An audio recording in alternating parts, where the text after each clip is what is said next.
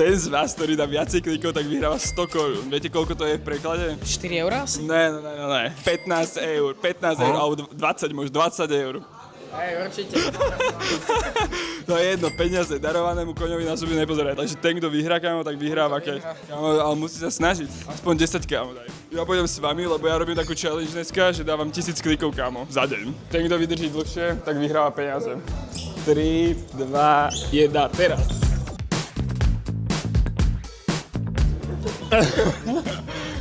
Kámo, dogrcaš sa? Možno.